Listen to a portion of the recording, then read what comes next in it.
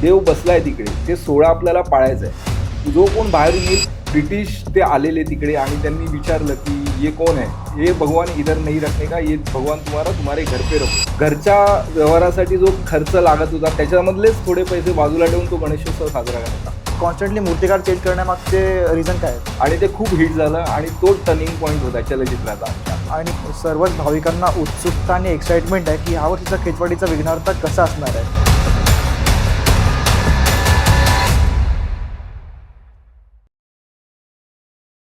नमस्कार मंडळी, गोष्टी गणेशोत्सवाच्या या पॉडकास्ट सिरीजच्या एका नवीन भागात तुमचे सहर्ष स्वागत आहे. तर मित्रांनो, खेचवाडी म्हटलं की उंच मूर्त्या, चलचित्र आणि गल्लोगल्लीत गणपती ह्या सर्व गोष्टी आपल्या डोळ्यासमोर येतात. आणि ह्या सर्व गोष्टींची सुरुवात म्हणजेच गणेशोत्सवाची सुरुवात खेचवाडीमध्ये ज्या मंडळापासून झाली त्यांच्यासोबत आज आपण गप्पा मारणार आहोत. म्हणजेच खेचवाडीचा विघ्नहर्ता या मंडळाचे उपसेक्रेटरी म्हणजेच अमय मेस्त्री आज आपल्यासोबत आहेत. तर नमस्कार दादा. नमस्कार. चला तर मग पॉडकास्टला सुरुवात करूया. आता आपल्या आगमनाला काहीच दिवस बाकी आहेत, आठवडा एक बोलू शकतो आपण. तर तयारी कशी चालली आहे? तयारी एकदम जोरदार चालू आहे. कार्यकर्त्यांचा जोश एकदम खूपच जास्त आहे आणि कार्यकर्ते म्हणजे कामावरनं येऊन परत मग मंडपात येतात आणि ती आगमनाची तयारी परत सुरू करतात. म्हणजे 15 तारखेपर्यंत तरी आता कोणच असं नाही की मंडपात दिसणार नाही आहे. तर जे कार्यकर्ते कामावरनं सकाळी जातात, संध्याकाळी येतात, 8-9 जेवून परत मंडपात येतात आणि तयारीला लागतात. म्हणजे आपण कसं करायचं. हो. प्रत्येकाची डबल शिफ्ट चालू आहे. येस, डबल शिफ्ट चालू आहे आणि ती डबल शिफ्ट गणपती येईपर्यंत आणि गणपती विसर्जन होईपर्यंत लागणार आहे. असं आहे. म्हणजे ही सुरुवात जी झाली आता दगदगीची, एक्साइटमेंटची, ती आता 2 महिने चालू असणार आहे. येस, नक्कीच. तर मग आता मला सांगा, आपल्या मंडळाची सुरुवात ही कशी झाली होती?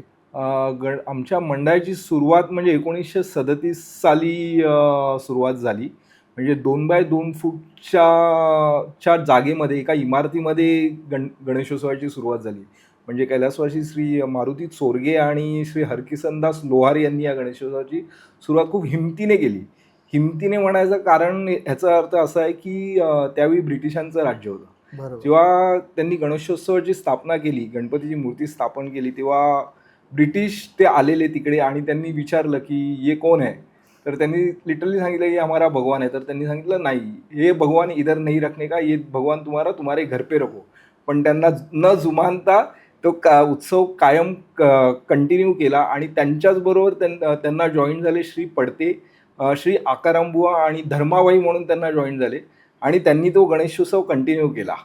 म्हणजे ब्रिटिशांना न जुमानता. आणि नंतर 1947 नंतर मोठ्या स्वातंत्र्यानंतर ते गणेशोत्सव पूर्णपणे व्यवस्थित एका दाजिबा हाऊस म्हणून बिल्डिंग आहे त्या ओट्यावरती 20x20च्या जागेमध्ये जर आम्ही प्रॉपर मूर्ती ती स्थापन केली. मग आपल्या मंडळात प्री इंडिपेंडन्स आपण सुरुवात झाली होती. हो. मग त्यावेळेस काय काय अडथळे आले होते? अडथळे म्हणजे सगळ्यात मोठा अडथळा त्यावेळी होता तो फायनान्सचा होता. कारण तेव्हा वर्गणी हा प्रकार नव्हता. तर प्रत्येक जो कार्यकर्ता होता तो त्यांच्या घरच्या व्यवहारासाठी जो खर्च लागत होता त्याच्यामधलेच थोडे पैसे बाजूला ठेवून तो गणेशोत्सव साजरा करायचा. पण तेव्हाचा गणेशोत्सव आणि आताचा गणेशोत्सव भरपूर फरक आहे. तेव्हाचा गणेशोत्सव खूप कमी बजेटमध्ये व्हायचा आणि आताचा गणेशोत्सव अवाढव्य खर्चामध्ये होतो. त्यामुळे तो मोठा चॅलेंज होता तेव्हाचा. आणि त्या व्यतिरिक्त त्यावेळेसची जी गव्हर्नमेंट होती ती ब्रिटिश गव्हर्नमेंट होती. बरोबर. मग त्यांच्याकडनं अजून काय काय आपल्याला चॅलेंजेस फेस करावे लागले होते? चॅलेंजेस तेच होते की तुम्ही तुमचा देव आहे तो रस्त्यावरती नाही ठेवायचा, तुम्ही तुमचा देव आहे तो घरात ठेवा. हे सगळ्यात मोठं चॅलेंज होतं. पण ते कार्यकर्ते होते त्यांनी जुमानलं नाही, काही ऐकले नाही. त्यांनी कंटिन्यूस तो त्यांना न जुमानता त्यांनी ते पुढे काम सुरू ठेवलं आणि आतापर्यंत ते तसंच चालू आहे. क्या बात आहे. मग आपलं मंडळ स्थापन करायचं ही आयडिया किंवा ही संकल्पना कशी आली होती आणि कोणतं मंडळ तुमच्यासाठी यासाठी इन्स्पिरेशन होतं? इन्स्पिरेशन म्हणजे सगळीच मंडळ इन्स्पिरेशन आहेत. असं नाही कुठले मंडळ लहान किंवा मोठं नाही आहे. आम्ही 1970मध्ये सगळ्यात मोठा स्टेज आणि 12 की 14 फुटाची मूर्ती स्थापन केलेली. म्हणजे मधोमध गल्लीच्या मधोमध. आणि तेव्हापासून ते चलचित्र श्रीधर कांबळी यांनी मूर्ती ती स्थापन केलेली, साकारलेली. आणि तेव्हापासून चलचित्र, नाट्य वगैरे तेव्हापासून तो प्रवास सुरू झाला. तो आतापर्यंत प्रवास चालूच आहे. म्हणजे 12 फुटाचा प्रवास तो 25 फुटापर्यंतचा प्रवास, आता एवढी ती जर्नी आहे ती. तर मग दादा, आपल्या मंडळाची स्थापना होण्यामागचं त्यावेळेसची संकल्पना काय होती? लोकमान्य बाळ गंगाधर टिळकांनी जसं ज्या उद्देशाने गणेशोत्सवाची स्थापना केली, एकजूट, एकोपा, सामाजिक बांधिलकी हे विचार आम्ही डोक्यात ठेवून तो गणेशोत्सव पुढे कंटिन्यू करायचा आम्ही ठरवलं आहे. हा, अच्छा. आणि आजही तुम्ही तेच विचार आम्ही पुढे कंटिन्यू करणार आहोत. बरं. आणि मग मंडळाची स्थापना झाल्याच्या काहीच वर्षांनंतर आपल्याला स्वातंत्र्य मिळालं. हो, आपण इंडिपेंडेंट झालो. तर मग प्री इंडिपेंडन्स आणि पोस्ट इंडिपेंडन्स या 2 पिरियड्समधला गणेशोत्सवाचा काय फरक होता? प्री इंडिपेंडन्समध्ये एक दडपण होतं की ब्रिटिश फिरायचे, आणि पोस्ट इंडिपेंडन्समध्ये आपल्याला दडपण नाही. आपण नक्काने बोलतो की हा आमचा उत्सव आहे, म्हणून आमचा देव आहे. तर आपल्यासाठी आता तेवढं दडपण नाही आहे की आपण बिंदासपणे हा सेलिब्रेट करू शकतो. हाच फरक आहे प्री इंडिपेंडन्स आणि पोस्ट इंडिपेंडन्समध्ये. तर आता खेतवाडी ही चलचित्रासाठी खूप फेमस आहे. आणि मग या चलचित्राची सुरुवात ही नक्की झाली होती कुठून? चलचित्राची सुरुवात ही 1970 साली झाली. तेव्हा श्रीधर कांबळी यांनी मूर्ती आमची घडवली होती. आणि तेव्हाच चलचित्राची सुरुवात झालेली. तेव्हा ते चलचित्र म्हणजे धार्मिक विषयावरती असायचं. ते धार्मिक विषयावरती भरपूर वर्ष चाललं. जनरेशन बदलली. त्याच्यानंतर एक टर्निंग पॉईंट असा आला की मंडळाने निर्णय घेतला की आपण लाईव्ह चलचित्र करायचं. लाईव्ह चलचित्र म्हणजे मूर्त्यांच्या जागी मुलं, कार्यकर्ते. त्याच्यामध्ये मी सुद्धा त्या चलचित्राचा पार्ट होतो. हा, आणि ते लाईव्ह चलचित्र हिट झालं मुंबईमध्ये आणि महाराष्ट्रामध्ये. खूप न्यूज चॅनलने त्याचं कव्हरेज केलं आणि आम्हाला बक्षिसं सुद्धा मिळाली त्या लाईव्ह चलचित्रासाठी. आणि त्याच्यामध्ये 2 लहान मुलं सुद्धा होती. 2 लहान मुली होत्या, कारण त्या स्टोरीचा पार्ट होत्या. ओके, असं आहे. आणि त्या 2 शिफ्टमध्ये केलेलं. एक होता तो लहान मुलांचा ग्रुप केलेला आणि एक थोडेसे मोठे ग्रुप होता. म्हणजे रात्री 8 वाजता सुरू झालं तर सकाळी 6 वाजेपर्यंत तो ग्रुप असायचा. त्याच्यामध्ये मोठ्या कार्यकर्त्यांनी आम्हाला खूप मदत केली. म्हणजे खायचं वगैरे, भूक वगैरे लागली तर त्याची काही कमी नाही पडू दिली. कारण लाईव्ह चलचित्र म्हटल्यावर तो पूर्ण प्रेझेन्स तुम्हाला स्टेजवरती राहायचा आहे. आणि एक ह्याच्यामध्ये सांगायची गोष्ट म्हणजे लाईव्ह चलचित्र म्हणजे नुसतं स्टेजवरती जाणं नाही. देव बसलाय तिकडे, ते सोहळा आपल्याला पाळायचा आहे. जो कोण बाहेरून येईल आंघोळ वगैरे करून प्रॉपर तिकडे मग स्टेजवरती जाणार आणि मग त्या चलचित्राला सुरुवात होणार. नुसतं आला बाहेरून कपडे बदलले आणि चलचित्रासाठी उभं राहिला असं नाही. पण हा, त्याच्यासाठी आम्ही प्रॅक्टिस सुद्धा केली दिवस रात्रभर. गणपती यायच्या अगोदर प्रॅक्टिस केली. पण जो निर्णय होता तो खूप रिस्की होता. माहिती नाही की याच्यावरनं नेगेटिव्ह पब्लिसिटी सुद्धा झाली असती की हे तुम्ही जे करताय ते बरोबर नाही. पण खूप म्हणजे गणपती बाप्पाने आम्हाला साथ दिली आणि ते खूप हिट झालं. आणि तो टर्निंग पॉईंट होता चलचित्राचा आमच्या. आणि हे लाईव्ह आपल्या मंडळाने फर्स्ट टाइम म्हणजे मुंबईत आणि महाराष्ट्रात फर्स्ट टाइम केलेलं आहे लाईव्ह चलचित्र. म्हणजे लिटरली मुलं उभी राहिलेली आणि स्क्रिप्ट होती. क्या बात आहे. म्हणजे डेली 10 ते 12 तास सेम ऍक्ट करणं हे काही खाण्याची गोष्ट नाही. खूप मेहनत लागते आणि परफेक्शन सुद्धा लागतं. आणि आज आपण बाकी जागेवर सुद्धा बघतो लाईव्ह चलचित्र. तर आज मला समजलं की याची सुरुवात ही इथून झाली होती. नक्कीच. तर दादा, आपला मंडळ आता हे 90वं वर्ष आहे आपल्या मंडळाचं. तर नक्कीच इतक्या वर्षांमध्ये खूप काही किस्से घडले असतील. तर त्यातला एखादा असा इंटरेस्टिंग कोणता किस्सा आहे का जो अजूनपर्यंत बाहेर कोणाला माहित नाहीये? इंटरेस्टिंग किस्से असे बरेच आहेत. पण 2011 आम्ही 75वं वर्ष साजरं केलं. तेव्हा श्री श्री स्वामीनारायण जे आहेत त्यांचं रूप आम्ही धारण केलेलं. तेव्हा दादरचे जे श्री स्वामीनारायण मंदिर आहे त्याचे ट्रस्टी येऊन व्हिजिट करून गेलेले आहेत मंडळाला. आणि त्याचीच मूर्ती परत गुजरातमध्ये बनवली गेली. तीच मूर्ती काही वर्षानंतर गुजरातमध्ये ती बनवली गेली. सेम रेप्लिका बनवली गेली. ते खूप कमी जणांना माहिती आहे. अच्छा, हो. क्या बात. आणि अजून कोणते असे इंटरेस्टिंग किस्से घडले होते का त्या टायमाला? अजून इंटरेस्टिंग किस्से म्हणजे चॅलेंजेस सुद्धा आले. आता खेतवाडी पार्ट म्हटल्यावर गणेशोत्सव पावसाळ्यातच साधारण येतो आणि तिकडे पाऊस 2 तास जरी पडला तरी पाणी भरतं. तर आता एक वेळ असे आलेली की जोरदार पाऊस तेच वर्ष आणि 75वं वर्ष आणि पूर्ण सेट गल्लीवर भरलेला आहे आणि लिटरली पाणी भरायला जवळजवळ त्या मूर्त्या वगैरे होत्या. पण कार्यकर्ते सगळे कामावर जे जसं होत होते.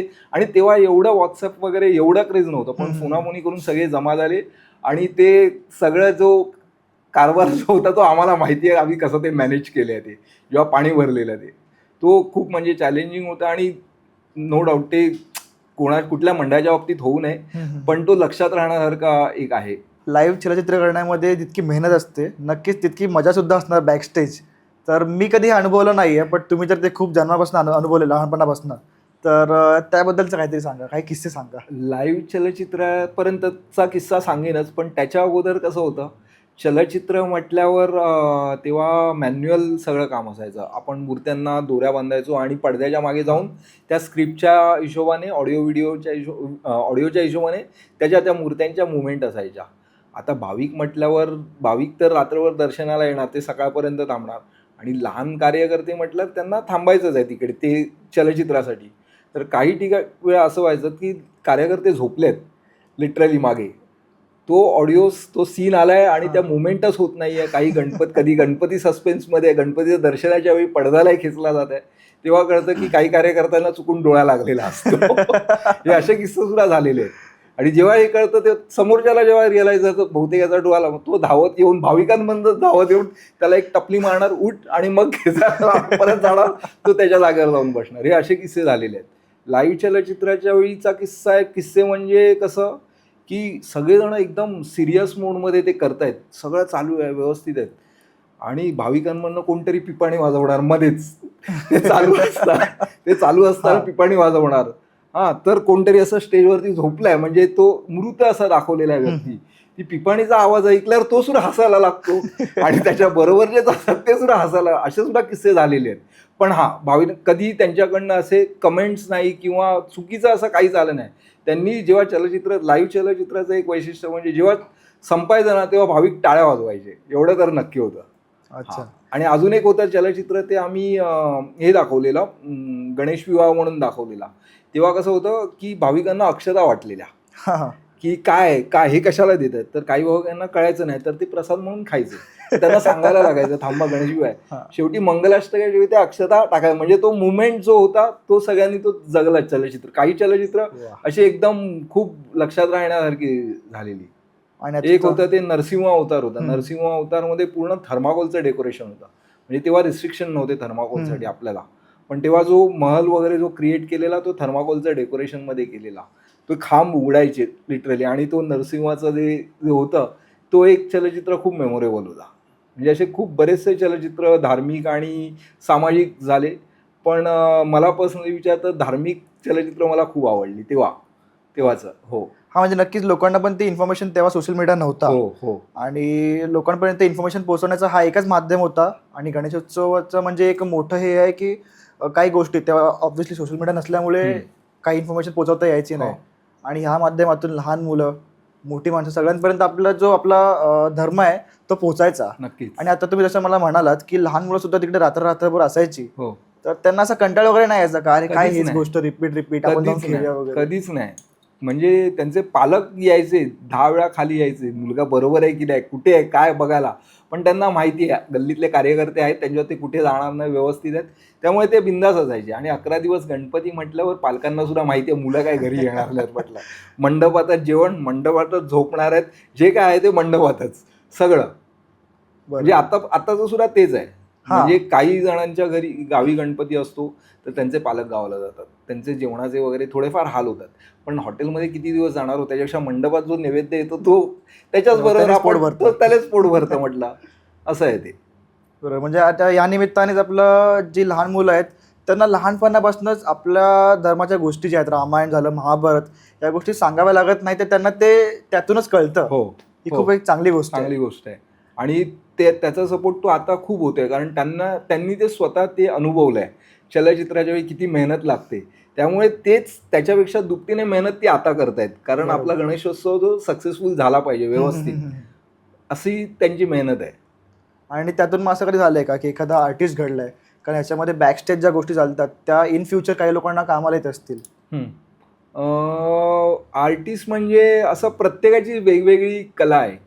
का आता त्याच्यामधनं काही फोटोग्राफर झाले आमच्या गल्लीतले, काही सोशल मीडिया मॅनेजर झाले, ते आता आम्हाला खूप सपोर्ट होत आहे त्याचा. म्हणजे खरंच दोघं तिघं आहे, म्हणजे दोघं तिघं नाही म्हणता, पूर्ण ती टीमच आहे. जे कार्यकर्ते लहान होते ती पूर्ण टीमच आता ती सोशल मीडिया पूर्ण हँडल करते. आणि ते आम्हाला सजेस्ट करतात की दादा हे असं नाही झालं पाहिजे, असं झालं पाहिजे. ठीक आहे, तुम्ही बेस्ट आहात ह्याच्यामध्ये, तुम्हाला जसं योग्य वाटतंय तसं करा. म्हणजे तुम्ही आता बघाल ना, आमचं इंस्टाग्राम पेज, फेसबुक आणि जे काय माउथ पब्लिसिटी किंवा जे काय बघताय ना सोशल मीडिया, ते त्यांचं पूर्ण श्रेय आहे. आम्ही फक्त त्यांना सपोर्ट करतोय, पण बाकी आयडियापासून एक्झिक्युशनपर्यंत त्यांचं सगळं श्रेय आहे ते. वा. हां. म्हणजे सुरुवातीपासून इथून त्यांचा कॉन्फिडन्स सुद्धा बिल्डअप होतो आणि इन Yes. फ्युचर कोणत्याही फील्डमध्ये ही गोष्ट त्यांना कामाला हो येतेच. हो हो, नक्कीच. तर इतके वर्ष आपण चलचित्र केलंय, तर ह्या 90व्या वर्षी आपल्याला कोणतं चलचित्र पाहायला मिळणार आहे? मी चलचित्र असं नाही म्हणणार, पण भाविकांना राज्याभिषेक अनुभवायला मिळेल नक्कीच. छत्रपती शिवाजी महाराजांचा राज्याभिषेक हा अनुभवायला मिळेल. थोडं यात मला इन डेप्थ सांगाल का, की कसं In नक्की depth- काय पाहायला मिळणार आहे? हां, इन डेप्थ सांगायचं झालं म्हणजे एंट्रीपासून जो किल्ल्याचा जो फील येतो, हां.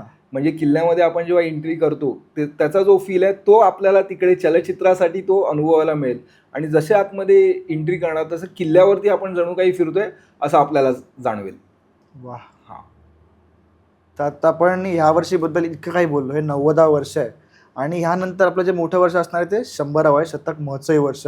आणि विसर्जनानंतर आता सर्वांची नजर शतक महोत्सवी वर्षावर असणार आहे. बरोबर. तर नक्कीच तुमची सुद्धा प्लॅनिंग सुरू असणार त्या बाबतीत. तर कशी चालली त्या वर्षीची एक्साइटमेंट कशी आणि तयारी कशी सुरू आहे? त्या वर्षीची तयारी म्हणजे खूप जोरदार सुरू असणार. लगेच विसर्जन झाल्यानंतर 1-2 महिन्यानंतर मीटिंग लागणार, की ते वर्ष म्हणजे आमच्यासाठी जबाबदारीचं सुद्धा असणार आणि आनंदाचा सुद्धा असणार. कारण 100 हा नुसता आकडा नाही आहे. कारण तो जो अनेक पिढ्यांनी घडवलेली ती परंपरा आहे बरोबर. आणि ती आता आम्हाला पुढे न्यायची आहे. तर ऑफकोर्स 100व्या वर्षी म्हणजे नुसती मूर्तीची भव्यता नसणार, त्याच्यातून आम्ही सामाजिक बांधिलकी, एकोपा ते सगळं जपण्याचा प्रयत्न करणार. आणि त्याच्यामधनं तो उत्सव फक्त मुंबईसाठी ओळखला नाही, तो देशभरात हा उत्सव ओळखला गेला पाहिजे, हा आमचा हेतू आहे. आणि मस्त. अजून एक गोष्ट सांगायची झाली म्हणजे 100 वर्ष असं सेलिब्रेट करायचं आहे की जे आमचे ज्येष्ठ कार्यकर्ते आहेत त्यांनी तो अनुभवला पाहिजे की 100 वर्षाची परंपरा त्यांनी जपली आणि पुढचे पिढी जी आहे ती 100 वर्षाची स्वप्न बघणार म्हणून.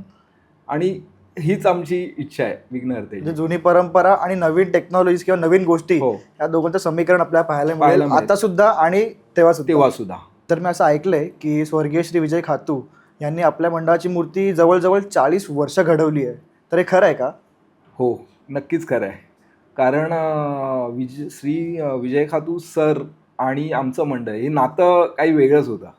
म्हणजे त्यांनी आम्हाला कधी असं बाहेरचं मंडळ म्हणून ट्रीट नाही केलं. म्हणजे कुठल्याही गोष्टीमध्ये असून दे, आम्ही स्केच घेऊन जायचो, हां. ते चॅलेंज म्हणूनच स्वीकारायचे. पण त्याच्यामध्ये काही कमी असतील तर ते समोरून सांगायचे, तुम्ही असं नका, असं करू. आणि हां, आम्ही सुद्धा ते सहमताने त्याच्यासाठी अग्री व्हायचो. पण विजय खातू सर होते. म्हणजे त्यांची कामाबद्दलचं आपुलकी, त्यांचं प्रेम आणि लॉयल्टी जी होती ना, ती म्हणजे बघतो मी आताच्या मूर्तिकारांमध्ये, पण त्यांचं ते फोकस आणि ते होतं ते सॉलिडच होतं. अच्छा. आणि अजून एक गोष्ट आवर्जून सांगायची झाली म्हणजे त्यांच्या बाबतीत, की प्रत्येक मंडळाला फायनान्सचा प्रॉब्लेम होतो, तसा आम्हाला सुद्धा यायचा. पण ते आम्हाला नेहमी सांगायचे, पैसा आज आहे उद्या नाही, मी सुद्धा इकडेच आहे, तुम्ही सुद्धा इकडेच आहात, ठीक आहे, जसे जमतील तसे द्या, हळूहळू द्या. ते डोक्यात आणू नका की मूर्ती तुम्हाला मिळणार की नाही मिळणार, असं काही नाही आहे. तर त्यामुळे तो आम्हाला एक एक्सपेक्टर झाला की आम्ही टेन्शन फ्री राहतो. नो डाऊट त्यांची कला आहे, त्या कलेचा त्यांना मान मिळालाच पाहिजे. पण त्यांचं ते एक वाक्य आम्हाला नेहमी उत्स्फूर्त करून जायचं. क्या बात आहे. म्हणजे एकदम खूप चांगले घरच्यासारखे रिलेशन होते तुमचे. हो हो हो. आणि आता विजय खातू सर हे ऑन फील्ड काम करताना किती स्ट्रिक्ट असायचे हे सर्वांना माहितच आहे.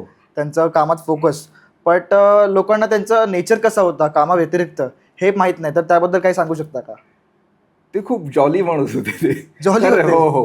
म्हणजे कामाव्यतिरिक्त त्यांना बाहेरून असं आम्ही काय वडापाव वगैरे घेऊन गेला ते खायचे असं नाही नको, भूक नाही. म्हणजे काम एका बाजूला, पण जेव्हा गप्पा गोष्टी मारायला बसल्या तर गप्पा गोष्टी मारायचे सुद्धा. अच्छा. हां, ते सुद्धा किस्से सांगायचे थोडेफार, किती चॅलेंजेस आले ह्या दुसऱ्या मूर्त्या घडवताना. पण स्ट्रिक्ट तर होते, नो डाऊट. तुम्ही जसं म्हणताय ते स्ट्रिक्ट होते, नो डाऊट. पण तसे ते होते, एकदम खेळकर स्वभावाचे सुद्धा होते ते. अच्छा. आणि मग नंतर विजय खातूंच्या नंतर त्यांच्या मुलीने म्हणजे रेश्माताईंनी आपल्या मंडळाची मूर्ती घडवली होती. जवळ आय गेस 2-3 वर्ष त्यांनी घडवली होती. आणि त्यानंतर आपण मूर्तिकार बदलला. हो. त्यानंतर आपण गेलो कलागंध आर्ट्स सिद्धेश दादाकडे आणि त्यानंतर आता परत एक नवीन मूर्तिकार आपली मूर्ती घडवणार आहे. तर हे कॉन्स्टंटली मूर्तिकार चेंज करण्यामागचे रिझन काय आहेत? रिझन असं बघायला गेलं तर एकतर कार्यकर्ते नवीन पिढीमध्ये वाढत गेले. ठीक आहे, तर त्यांना काहीतरी नवीन पाहिजे होतं. प्रत्येकाची आवड असते. आता मंडळ म्हटल्यावर एकाच्या सांगण्यावरनं नाही चालत, सगळ्यांचं ऐकून आपल्याला पुढे जावं लागतं. बरोबर. काही मूर्तिकारांबरोबर गणित नाही जुळली, ठीक आहे, समजू शकतो. पण आत्ताचं 90वं वर्ष असल्यामुळे आम्ही एक ध्यास दिला की आपण सिद्धेश दादा मिसाळ आणि योगेश निकम यांना पण बघूया, ट्राय करूया. एक चांगलं मूर्तिकार आहेत, नाव आहे त्यांचं मुंबईमध्ये. तर त्या हिशोबाने आम्ही हा कॉल घेतला की आपण यांच्याकडे जाऊया म्हणून. पण हा, जसं तुम्ही विचारलं तसं की मूर्तिकार बदलत गेले. मूर्तिकार बदलत गेले याचा अर्थ असं नाही की आम्हाला त्यांचं काम आवडलं नाही किंवा कुठे काय. तेच जसं गणित नाही जुळली म्हणतात त्याच्यातला प्रकार. अच्छा. हो. आणि आता 90व्या वर्षी एक इम्पॉर्टंट वर्ष आहे आपल्यासाठी हा. आणि याच मेन इयरसाठी तुम्ही मूर्तिकार चेंज केला, एक नवीन चेहरा आपल्याला पाहायला मिळणार आहे. तर ही एक रिस्क आपण बोलू शकतो. नक्कीच. पण ती कॅल्क्युलेटेड रिस्क आहे. ओके. कारण मूर्तिकारांनी आमच्यावरती आम्हाला जो विश्वास दिलाय, त्यामुळे आम्हाला पूर्णपणे खात्री आहे ते त्या विश्वासावरती उतरलेत म्हणून. आणि त्या ज्या तऱ्हेने काम चालू आहे आता, आम्ही बघतोय जे मूर्तीचं काम चालू आहे खूप जोरदार, आणि आतापर्यंत जो आउटपुट दिलाय त्यांनी खूप सुंदर दिलाय. जसं खातू साहेबांबरोबर रिलेशन होतं, 40 वर्ष त्यांनी आमच्यासाठी मूर्ती घडवली, तसंच मूर्तिकारांबरोबर नाही, त्याचे बाकीचे जे वेंडर आहेत, मंडपवाले म्हणा किंवा लाईटवाले, त्यांच्याबरोबर सुद्धा आमचं रिलेशनशिप तसंच आहे. म्हणजे जवळ एक मंडपवाला आला तो 10 वर्ष आमच्यासाठी कंटिन्यू काम करणार, कोण लाईटवाला आला तो सुद्धा 5 ते 7 वर्ष आमच्यासाठी कंटिन्यू काम करणार. आणि हे कंटिन्यू आत्ता सुद्धा आहे. आता अगोदर आमचे भुवड मामा म्हणून मंडप बांधायचे, पण ते आता नाही आहेत. पण त्याच्यामुळे आम्हाला दुसरे मंडपवाले बघायला, पण आता ते भुवड मामा गेल्यापासून ते आतापर्यंत ते मंडपवाले आहेत तेच आहेत, लाईटवाले सुद्धा जे आहेत तेच आहेत. तर रिलेशनशिप खेतवाडीच्या विघ्नार्थाचं USP म्हटलं तर रिलेशनशिप आणि बॉन्ड ते आम्ही जपून ठेवलेलं आहे सगळ्यांबरोबर. आगमनासाठी ढोलपथक किंवा बेंजो जे आहेत ते सुद्धा आमच्याजवळ 5-5, 6-6 वर्ष तेच आहेत. समोरून फोन करतात, दादा यावर्षीचं काय आहे म्हणून. त्यांना माहिती असतं की हा सांगितलं नाही तरी सांगितलं, समोरून ते कन्फर्म करतात. आमचं मीटिंग सुद्धा झालेली नसते तिथपर्यंत, पण ते समोरून आम्हाला कन्फर्म करतात. ओके. हां, छान. आणि दादा, मी जेव्हा आपल्या ट्रॉली पूजनाला आलो होतो तेव्हा मी एक नाही तर 2-2 ट्रॉल्या पाहिल्या होत्या. तर नक्की काय कन्सेप्ट आहे यावेळेस? आता म्हणजे प्रत्येक मंडळात आपण बघतो की ट्रॉली मोठी असते, तर इथे तर ट्रॉली मोठी आहेच, पण 2-2 ट्रॉल्या आहेत, त्यामागचं कारण काय? 2 ट्रॉल्या हे तुम्हाला कदाचित हे दुसरं वर्ष आहे. ह्याच्या वर्षी सुद्धा 2 ट्रॉल्या होत्या. कधी? 75व्या वर्षाचा गणपती होता श्री स्वामीनारायण, तेव्हा सुद्धा 2 ट्रॉल्या होत्या. पण ती दुसरी ट्रॉली होती ती थोडीशी लहान होती. ही आता जी दुसरी ट्रॉली आहे ती मोठी आहे. पण हे तुम्हाला जर खरंच अनुभवायचा आहे तो क्षण, तुम्ही 15 ऑगस्टला गणसंकुलला या, मग तुम्हाला कळेल त्या 2 ट्रॉल्यांच्या मागचं कारण. ओके. काहीतरी म्हणजे आपल्याला ह्यूज असं पाहायला मिळणार आहे. नक्कीच. तर सर्वच भाविकांना उत्सुकता आणि एक्साइटमेंट आहे की यावर्षीचा खेतवाडीचा विघ्नार्थ कसा असणार आहे, तर त्याबद्दल सांगा. खेतवाडीचा विघ्नार्थ कसा असणार आहे मी एका ओळीत सांगेन की जो भाविक बघेल त्याला फक्त एवढंच वाटेल की नजर थांबली आणि मन हरवलं. मी हे एका वाक्यात फक्त सांगेन. तर गणसंकुलला जो भाविक येणार तेव्हा त्याचं एक्सप्रेशन खरंच बघण्यासारखे असतील. आणि थोडं थीमबद्दल तुम्ही सांगू शकता का? थीमबद्दल सांगायचं झालं तर आम्ही छत्रपती शिवाजी महाराजांचा राज्याभिषेक आहे तो आम्ही प्रस्तुत करतो. म्हणजे पूर्ण गल्लीवर डेकोरेशन आहे. म्हणजे गल्लीच्या एका नाक्यावरती गणपती बाप्पा बसणार आहेत आणि त्याच्या पुढे गल्लीच्या दुसऱ्या टोकापर्यंत ते डेकोरेशन जाणार आहे. म्हणजे छत्रपती शिवाजी महाराजांचा राज्याभिषेक जो आहे तो पूर्ण गल्लीपर्यंत आम्ही कव्हर करणार आहोत. आगमनाला? हो, आगमनाला नाही, म्हणजे ते डेकोरेशनची थीम झाली. ओके. म्हणजे अगोदर कसं असायचं, फक्त श्री गणपती बाप्पाचा मंडप असायचा तेवढाच असायचा आणि त्याच्यामध्येच जे काय चलचित्र वगैरे होतं तेच, आणि नंतरचा भाग जो होता तो भाविकांसाठी होता. पण आता पूर्ण गल्लीने मंडप कव्हर केलेला आहे. म्हणजे 2 आपला ह्यूज इव्हेंट आहे. एक रायगड म्हटलं तर खूप मोठा भव्य सोहळा होता आणि हा वर्ष आपल्या मंडळासाठी खूप भव्य आहे. तर 2 गोष्टींचं समीकरण आता होणार आहे आणि नक्कीच उत्सुकता अजून वाढली आहे माझी.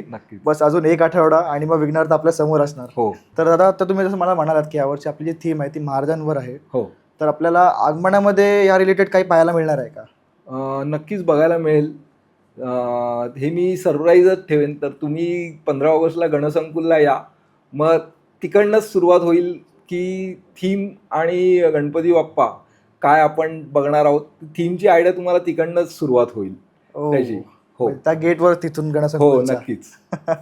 आणि त्यानंतर मग आपल्या गल्लीत जेव्हा आपला बाप्पा येतो हम्म. तिथे काही शो वगैरे काय स्पेशल आहे का? कारण आपलं हे वर्ष पण खूप स्पेशल आहे. हो. मिरवणूक जी असणार ती गणसंकुलपासून चिंचपोकळीवरनं बकरी अड्डा बॉम्बे सेंट्रलच्या मुंबई सेंट्रलपासून खेतवाडी. खेतवाडी 14व्या गल्लीतून मिरवणूक सुरू होणार आहे. तिकडे ढोलताशा पथक आहे. गिरगावचे जे मुख्य कच्ची ढोलवादक मिलिंद हा, ते येणार आहेत. सर्वांचे आवडते. हा, ते येणार आहेत. आणि अजून 2-3 बेंजोल आहेत ते सुद्धा आहेत. तर जवळजवळ 4 ते 5 ढोल पथकं आहेत यावर्षी. हे आकर्षण आहे. ओके. आणि हा. हे साधारण किती वाजता चालू होईल आपल्या गल्लीमध्ये? साधारण हे खेतवाडीतून मिरवणूक सुरू होईल 6च्या दरम्यान. ती आपल्या गल्लीपर्यंत 10-10:30 पर्यंत ती होईल. ओके. हा, म्हणजे जवळजवळ त्या 14 गल्ल्या होईपर्यंत 4 ते 5 तास सहज निघून जातील. तर 15 ऑगस्टला संध्याकाळी 6 वाजता खेतवाडीला यायला मिस नका करू, कारण इतका भव्य सोहळा तुम्हाला पाहायला मिळणार आहे. तर हे आपण आता आगमनाबद्दल बोललो आणि हा वर्ष आपला नो डाऊट खूप स्पेशल आहे. तर आपल्याला ओव्हरऑल वर्षामध्ये अजून काय काय गोष्टी पाहायला मिळतील? ओव्हरऑल वर्षामध्ये जसं 90वा वर्ष संपेल तेव्हा 100व्या वर्षाची तयारी सुरू होईल. नक्कीच. म्हणजे वेळ न घालवता 1 ते 2 महिन्यात मीटिंग लागेल. 100व्या वर्ष कसं सेलिब्रेट करायचं. ऑफकोर्स त्याला खूप वेळ आहे, पण तयारी आतापासूनच करावी लागणार. बरोबर. हो. तर दादा आपल्या प्रेक्षकांना एकदा सांगा की यावर्षी आपलं आगमन किती वाजता आहे आणि कुठून आहे? आपलं आगमन जे आहे ते 15 ऑगस्ट सकाळी 11 वाजता गणसंकुलपासून जी सुरुवात होणार आहे ती चिंचपोकळीवरनं बकरी अड्डा, मुंबई सेंट्रल आणि खेतवाडी मार्गे अशी सुरुवात होणार आहे. तर सर्व भाविकांना मी या माध्यमाद्वारे सांगू इच्छितो की ह्या माध्यमाद्वारे आणि यांचे फॉलोअर्स जे आहेत सगळे व्ह्युअर्स आहेत त्यांनासुद्धा सांगू इच्छितो की तुम्ही नक्की या.